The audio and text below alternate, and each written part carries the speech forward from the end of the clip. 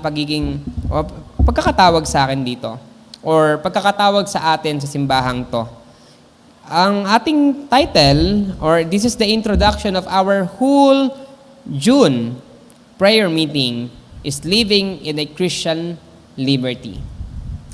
Now, may I request everyone to open your Bible at 1 Peter chapter 2 verse 16. At dito tayo magbabase ng ating salita ng Diyos o ng ating pagninilay-nilayan ngayong gabi.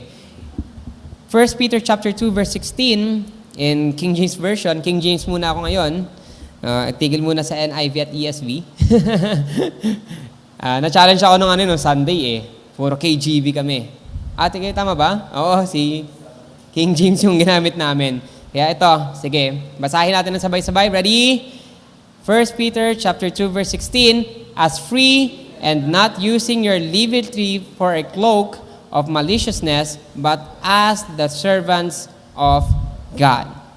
So, in this passage, in 1 Peter chapter 2 verse 16, Apostle Peter is instructing every believer to serve the Lord without the cloak of maliciousness, but as free Christian believers.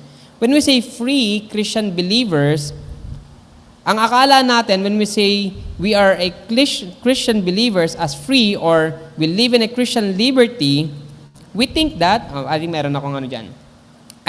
We think that it means, it means freedom to live however they please. Remember, Christian liberty is not living of however they please or however we please, but it is living, believing that grace removes all responsibility. However, gumagana na. However,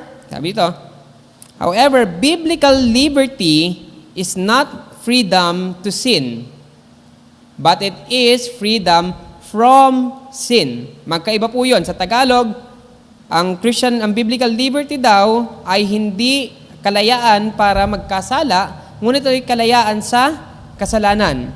Through Jesus Christ, we have been set free from the bondage of sin so that we can live for God and bring Him glory. So isang maliit na konteksto lang, noong unang panahon ng Old Testament days, pag ang tao ay nagkakasala, they have what they call the rituals or yung mga inutos ng Panginoon na offering for their sins. And once a year, nagkakaroon pa ng Day of Atonement. Pero bukod sa Day of Atonement, meron pa silang personal offering for their sins. At isa sa mga, hanggang ngayon, pinasinabubuhay pa rin ng mga Hudyo, that they need to do it. The word is they need to do it. Kailangan nilang gawin yon so that they would be cleansed from their sin. But Christian liberty or biblical liberty believes that Jesus Christ takes it all. Walang itinira ang Panginoon, kundi lahat ng iyong kasalanan ay idinala na niya sa krus ng Kalbaryo. So that yung remaining life mo, mula makilala mo si Jesus, is that you will live to bring glory sa Panginoon.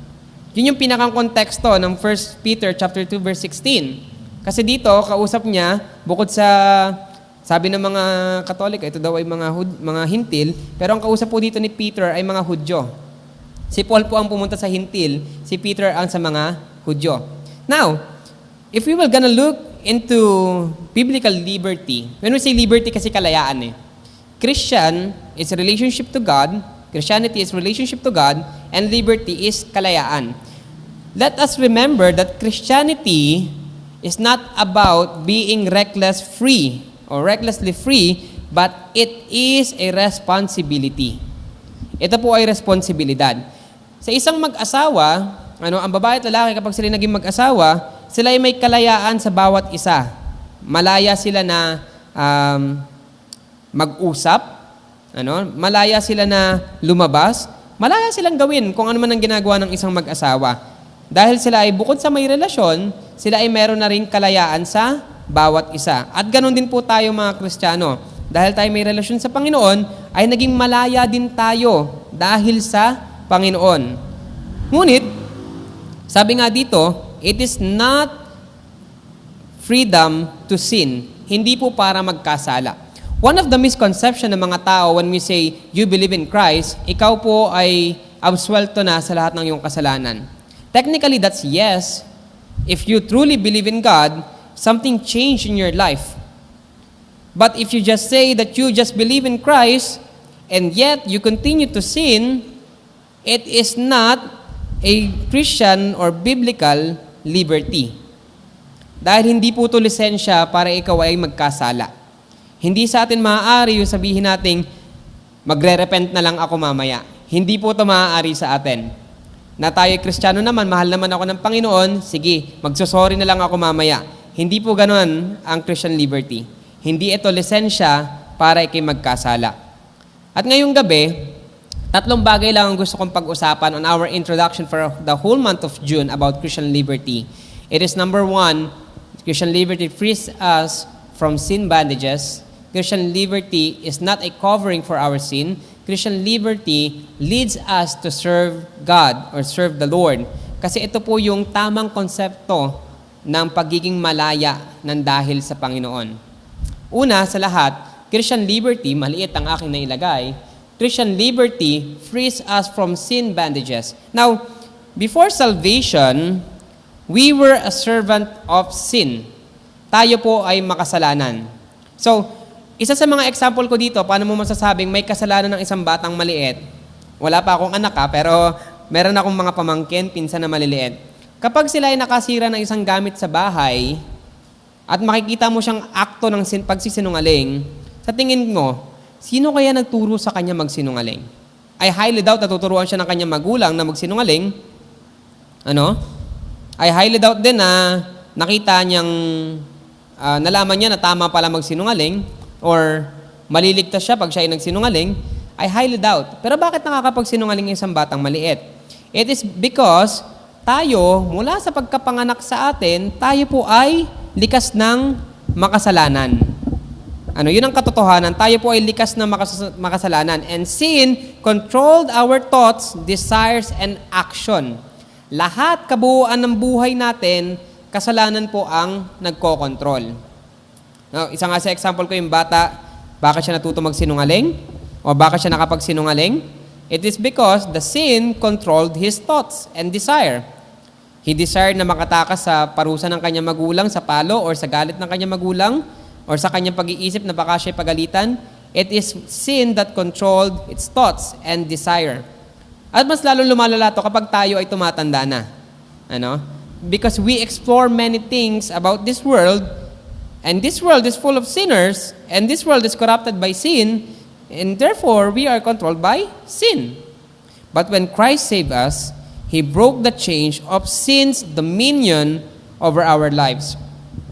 One of the things that, or one of the evidence that the Lord broke the chains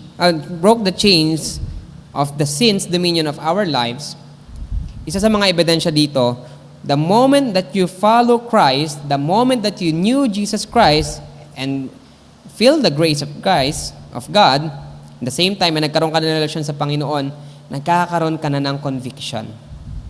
Ang taong walang conviction sa kasalanan ay ang taong walang kinikilalang Diyos sa kanyang puso. One in our seminar na inatanan ko sa BBSI noon, ang tanong nila, bakit ang tao ay bakit ang tao ay pasama ng pasama? Simple lang ang sagot. It is because they are becoming immune sa conviction sa kasalanan. Bakit sila immune? Because they don't have Christ in their heart. They don't have the Holy Spirit in their life. Yung pong nararamdaman natin, yung tinatawag sa Tagalog na konsensya, or karma kung tawagin natin, it's not actually just the konsensya or yung karma. Karma is not true, but it is the Holy Spirit. Sabi nga sa Romans chapter 6, verse 18, being then made free from sin, ye become the servants of righteousness. Now, so if you become the servant of righteousness, you knew what is righteousness. alam mo na ang katuwiran. You cannot serve a master that you didn't know. Tandaan natin yan. You cannot serve a master that you didn't know. So if you knew righteousness, and righteousness is Christ, then therefore you became a servant of it, and you knew about righteousness. Now, true liberty is not the freedom to do wrong. Tandaan natin to. True liberty is the freedom to do what is right. Through the power of the Holy Spirit, we can say no to sin and yes to God. Naranasan nyo na ba yung meron kang kapitbahay na lagi ka na lang niyayaya sa mga masamang bagay? Tara, inom tayo. Tara, tongit tayo. Yung bahay namin sa Lucena, meron kaming ganong kapitbahay that everyday na lang, tunog ng bingo machine yung maririnig mo, yung pang bingo nila. At kapag di pa siya satisfied, talagang magyayaya pa siya ng maraming tao. And one day, di naman namin naging churchmate, pero isa sa mga kapitbahay ko, natuto siyang mag-say no sa kanyang kaibigan na lagi siyang niyayaya mag-bingo. And you know what happened? That chain of sinful act, kasi ang pagsusugal po ay isang sinful act, that chain of sinful act has been banished and broken. Broken and vanished. Why? Kasi alam niya na tumatanggi na sa kanya yung tao. So, he will not come to that person ever again. Ganon din sa ating mga Kristiyano. If you have the true conviction and true Christian liberty, Satan will not win over your heart. Isa sa mga bagay na ating nineneglect sa ating buhay Kristiyano ay ang araw ng simba, ang araw ng linggo. Sige, quiz muna tayo. Ikailan kaya to sa commandment ng Panginoon, ang araw ng pamamahinga? On Exodus chapter 20, ikailan kaya ito? Ito ay ika-4. And if you neglect Sunday, not just Sunday, but your quiet time with the Lord, you are neglecting the fourth commandment of God. At hindi po ito, hindi natin pwedeng sabihin na isang Sunday lang naman, ligtas na naman ako. No, it is not a license for us para magkasala. Tandaan po natin yan. If you miss one point, you miss the whole point. Ganyan ang buhay Kristiyano. Number 2, Christian liberty is not a covering for our sin. Now, in this passage, Peter warns believers not to use their liberty as a cloak of maliciousness. Ano ba yung cloak of maliciousness? L-C-O-K-E. Noong una kong basa to, sabi ko, coke. Tagal ko na palang din ng coke. Cloak of maliciousness. Ano ba tong cloak of maliciousness? Ang cloak po ay isang undergarment or isang damit pangloob or panglabas na ginagamit pang disguise ng isang katauhan. And this cloak of maliciousness, some attempt to excuse sinful behavior by claiming they were under grace. Kaya may tanong dito na kapag ikaw ba ay Kristiyano, okay lang ba sa'yo na ikaw ay magagalitin pa rin? Okay lang ba na ikaw ay, sabihin natin, makasalanan pa rin? The answer is no. Hindi mo pwedeng sabihin ligtas ka na naman o nag-flow na sa'yo ang grace ng Panginoon. It is just because you have the salvation. Probably if it is kung ganyan ang iyong reasoning, probably you don't have salvation. Wala kang hindi pa napapasayo ang kaligtasan ng Panginoon. Why? Kasi wala ka pang conviction. Wala pa sa iyong conviction. Wala pang kumakatok sa puso mo. Kasi sabi nga dun sa una nating point, kapag ikaw ay immune sa gawa ng Holy Spirit or sa work ng Holy Spirit or yung pangungusap sa iyo ng Holy Spirit, probably it is because wala ka nga nito sa puso mo. Sabi sa Titus chapter 2, verse 12, teaching us that denying ungodliness and worldly lust, we should live soberly, righteously, and godly in this present world. Gandang gabi po. The Word of God is teaching us that denying ungodliness and worldly lust, we should live soberly, righteously, and godly in this present world. So, ano bang ibig sabihin dito ng sulat ni Apostle Paul kay Titus? It is just saying that you, now a believer of Christ, you should deny ungodliness and worldly lust. When we say worldly lust, ito po yung lahat na nag-feed sa ating katawan. Overeating, that is lust. Pagkainggit, envy, that is lust. Galit na galit ka sa isang tao, gusto mong patayin, that is lust.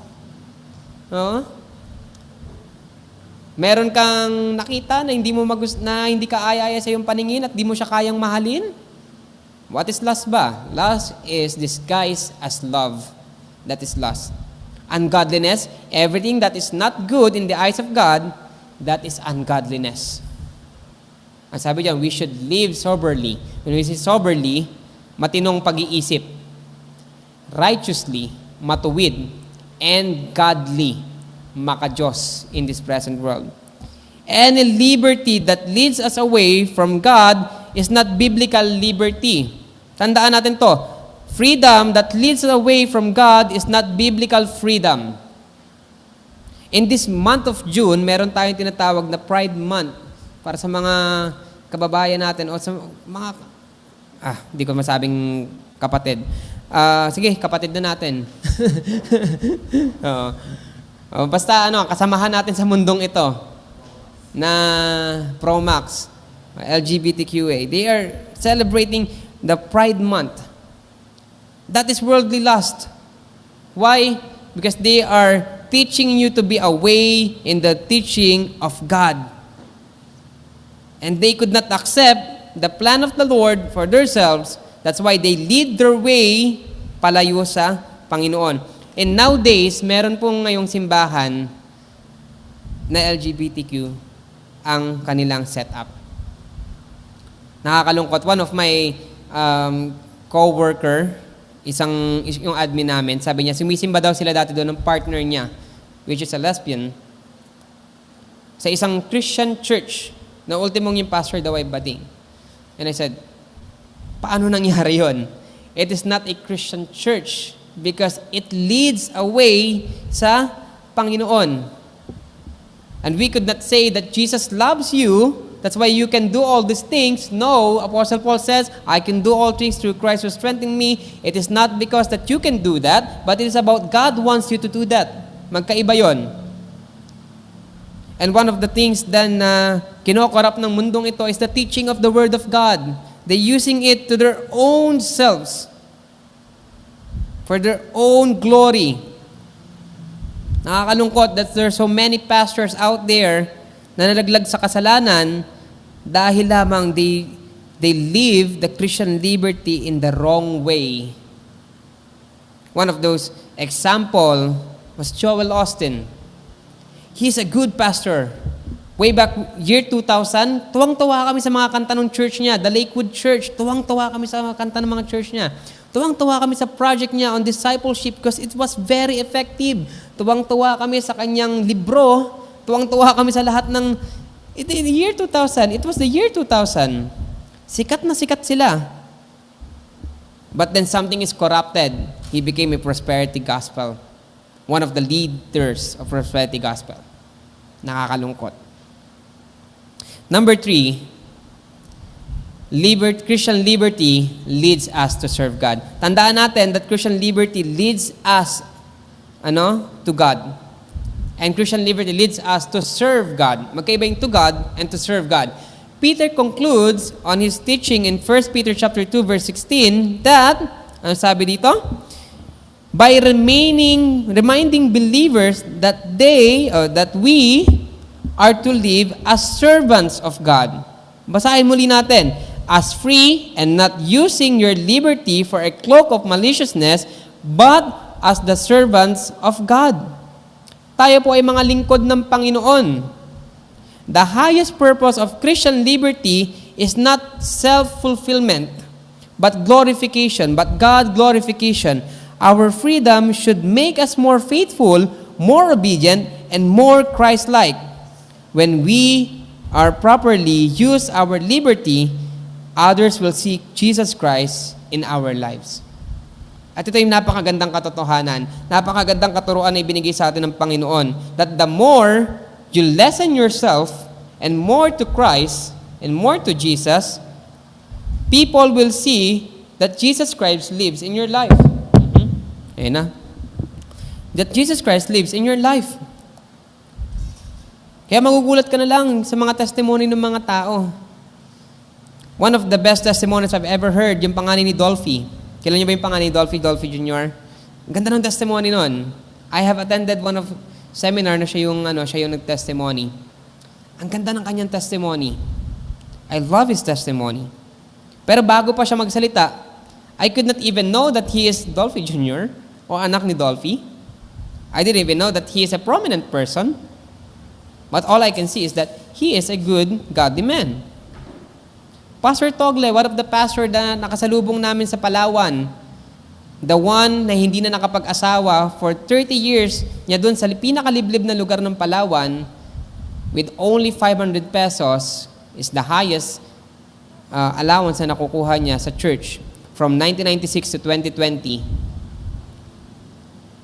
I can see the Lord in him. Why? Because he uses that liberty not to be self-fulfilled. Many times we fulfill ourselves and neglecting glorifying the Lord. Simple as paggising ng umaga is as simple as glorifying the Lord. Simple as praying to our God is simply glorifying the Lord. Hindi mo na kailangang matutong maggitara, kumanta, matutong mag-preach para lamang mapapurihan at mandakila ang Panginoon. Simple act is a glorifying, if it is glorifying act sa Panginoon, that is a worshipful act para sa ating Panginoon. And that is glorifying God. Kaya ito yung pinagkaiba natin as Baptists sa ibang religion and denomination sa mundo. We believe in simple worship. We believe in simple worship. Why? Because we believe that simple worship, if it is God-glorifying, it is a highest kind of praise that we can give to the Lord. So use your liberty. Gamitin mo yung kalayaan mo. For our conclusion, freedom in Christ is not a license to sin.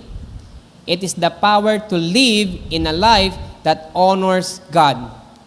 Ang kalayaan na ibinigay sa atin ng Panginoon sa Kanyang pangalan, we should live it para papurihan ang ating Panginoon.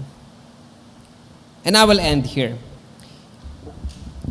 If you think that you have freedom sa Panginoon, ang tanong ko sa iyo, paano mo to ginagamit? Paano mo to na isa sa buhay? Mahirap na nagde-declare ka lang ng ikaw ay isang Kristiyano, ngunit hindi mo magamit ang buhay mo para sa Panginoon. This month of June, 9 years na ba ang church? 9 years na ba itong church? 9 years of independency?